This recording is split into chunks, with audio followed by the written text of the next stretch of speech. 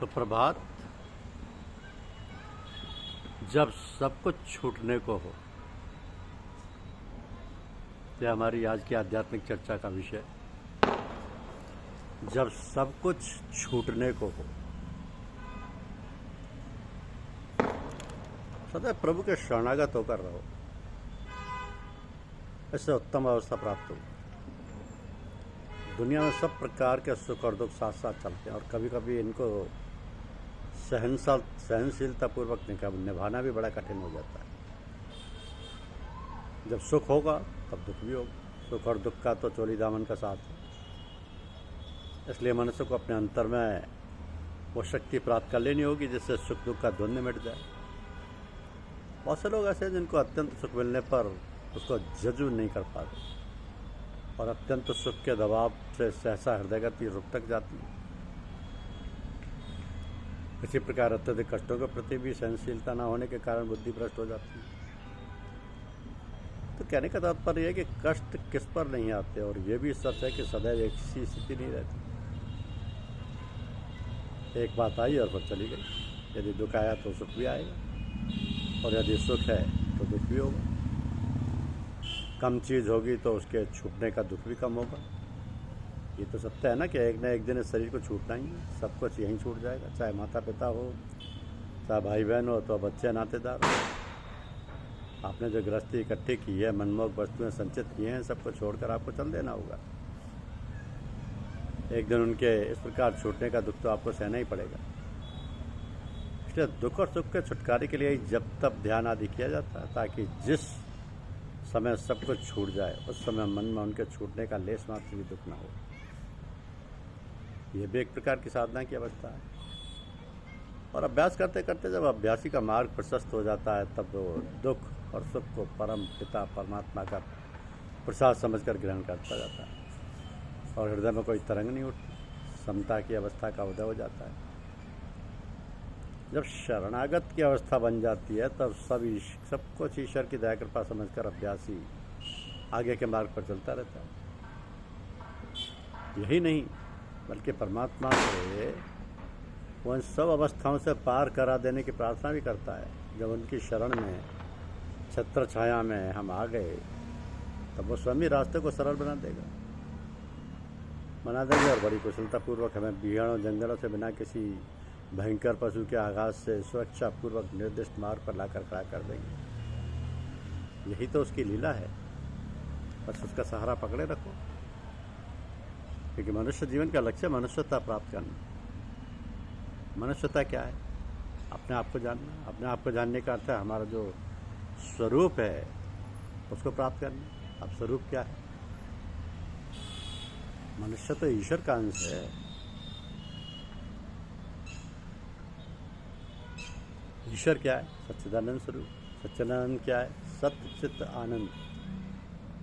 सत्य माने हैं जो शाश्वत है, सदैव एक रस है, जिसकी सत्ता में कोई परिवर्तन नहीं होता, जो आदि अंत रहित है, जिसकी सत्ता की कोई था नहीं, अपरिमित है, सदा से वह सदा रहेगा, जो ज्ञान स्वरूप है, जो भूत भविष्य वर्तमान में रहता है, जिसके ज्ञान के कोई था नहीं है, ज्ञान स्वरूप है।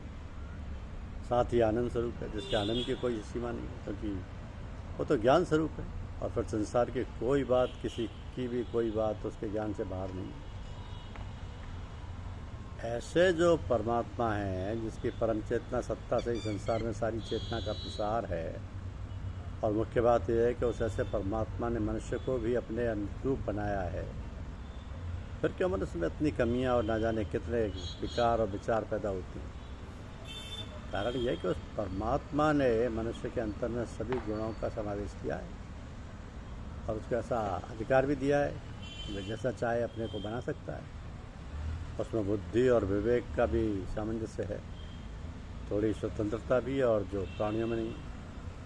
और जितनी योनियाँ हैं वो हैं भोग योनियाँ। केवल मनुष्य योनि ऐसी है जिसमें भोग के साथ कर्म करने का भी अधिकार है। तो सृष्टि के संचालनकर्ता ने मनुष्य को कर्म करने का अधिकार देकर उसमें अहंकार का समावेश कर दिया, जिससे जो कुछ भी वो करता है, जब वो कर्ता बन जाता है, मैंने ये किया, मैंने ऐसा किया, वैसा किया। जब वो करता बनता है तो फिर भोगता बनना पड़ता है, क्योंकि जो कर्म किया उनका फल भोगना पड़ेगा। ऐसा जाल फैलाया उस कारीगर ने, उस मालिक ने, सृष्टिकर्ता ने, कि मनुष्य कभी कभी किम कर्तव्य विमूढ़ हो जाता है। अपने अहम के कारण ही मनुष्य के मन में नाना प्रकार की भ्रांतियाँ पैदा हो जाती हैं और वो भ्रमित हो जाता है, विवेकहीन हो जाता है। ये तो है और लीला उस लीलाधर की। तो जो मनुष्य जिस परिस्थिति में पैदा किया गया उसी में रहकर उस परिस्थिति का विवेक के साथ उपयोग करके, कर्तव्यनिष्ठ होकर, अहंकार रहित होकर, भगवान की देन और उसकी दया कृपा समझकर, भगवान का ही सारा कार्यकलाप समझकर अपने को अलग अलग रखते हुए पार कर लेता है। यही मनुष्य है। सच्चे अर्थों में मनुष्य के अंदर अनेक चित्तवृत्तियाँ हैं और वो सब बहुर्मुखी हैं, अर्थात उनका सारा झुकाव बाहर की ओर, संसार की ओर, विषयों की ओर है। वो उन्हीं के जाल में फंसा हुआ है। तो जो वो समझता है कि सारा खेल, सारी माया भगवान की है और भगवान ही सब कुछ करता धरता है, तब तो वो बच नहीं करता। क्योंकि इन्हीं सब जंजाल और झंझटों से बचने के लिए महर्षि पतंजलि ने कहा है कि योगश्चित्त वृत्ति निरोध है, अर्थात चित्त की वृत्तियों का निरोध ही योग है। योग से चित्त की वृत्तियों का निरोध होता है। योग दर्शन बहुत विशद है और ये साधारण व्यक्तियों की समझ से परे है। तो सीधी सादी बात तो यह है कि हम अपनी बहुर्मुखी वृत्तियों को अंतर्मुखी कर लें, सारी वृत्तियों को समेट कर अंतर में ले जाएं। अंतर में क्या है? अंतर में भगवान का निवास है, भगवान का अंश रूप ही आत्मा है। तो हमें अपने स्वरूप को प्राप्त करना है। चित्त की धार को तो जो बाहर की ओर है उसको अंतर की ओर करना है। उलट धार इसी को कहते हैं। धारा का उल्टा हो तो राधा हो गया। तो धार को उल्टा कर अंतर में जो आत्मा परमात्मा का अंश है उससे मिला देना, यही है आत्मस्थ होना। अपने आप को जानना, अपने स्वरूप में स्थित होना, ये साधना बड़ी सुलभ है। इस सत्संग में सुगमता और सरलता से प्राप्त किया जा सकता है।